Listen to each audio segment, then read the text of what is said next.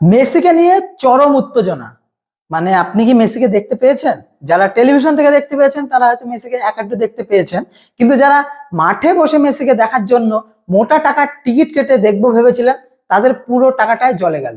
কারণ আপনারা তো মেসিকে দেখতে পেলেন না, আপনারা দেখতে পেলেন রাজ্যের নেতা মন্ত্রী এবং যারা আয়োজক সংগঠন তাদের কিছু লোকজনকে, তাই তো? এবার বিষয়টা হলো, টাকা দিয়ে কি আপনারা এইসব লোকগুলোকে দেখতে গিয়েছিলেন? মেসি মাঠে প্রবেশ করলো, মেসি কি করতে গেছিল সেখানে? মেসি দর্শকদের উদ্দেশ্যে কিছু করবে, ফুটবল খেলবে, দর্শকদের দিকে হাত নাড়াবে, মেসিকে একা ফাঁকা মাঠে ছেড়ে দেবে, তাই তো? এরকম হওয়ার কথা ছিল। শতদ্রু দত্ত তো এরকমটাই বলেছিল নাকি? না এটা একটা পুরো স্ক্যাম হয়ে গেল এতগুলো টাকা, যে এতগুলো টাকা তুলে নিয়ে দর্শকদের বোকা বানিয়ে দেওয়া হলো, কোনটা? আর শতদ্রু দত্ত, আপনি এ কেমন ম্যানেজমেন্ট করলেন, যেখানে মেসিকে দর্শকরা দেখতেই পেল না, আর গাদা গাদা টাকা তাদের থেকে টিকিট হিসাবে সংগ্রহ করলেন, তাই তো? এটা তো পুরো স্ক্যাম বা জালিয়াতি বলাই চলে, তাই কি নয় বলুন? আর মেসি যখন মাঠ দিয়ে যাচ্ছে, তাকে ঘিরে যে মানে আশেপাশের যে লোকজন যারা ইনভাইটেড ছিলেন, আমাদের সমাজের বিশিষ্ট নামি দামি ব্যক্তিরা ছিলেন, তাদের যে আতলামোটা চোখে পড়লো, সেটা সত্যি অবাক করলো। এতে হয়তো মেসি নিজেও বিরক্ত বোধ করছেন, সেটা হয়তো মুখ দেখে বোঝা যাচ্ছিল, আমরা যারা টেলিভিশন থেকে দেখছিলাম।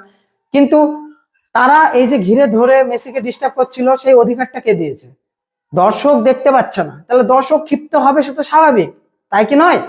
এই যে যে ব্যবস্থাপনা হলো, তার আদৌ কি কিছু দর্শক ফলাফল পেল?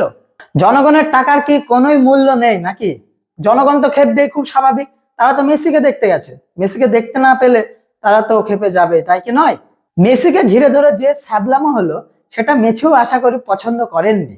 আশা করি কোনো আন্তর্জাতিক কোনো মানুষ আসলে, হাইফাই মানুষ আসলে, আমি গ্যারান্টি দিয়ে বলছি, তারা আসার আগে এবার দুবার ভাববে আমাদের ইন্ডিয়ায়।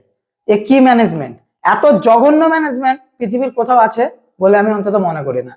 মানে সিরিয়াসলি পুরো একটা মানে হাস্যকৌতুক বানিয়ে দিল টোটাল ব্যাপারটা।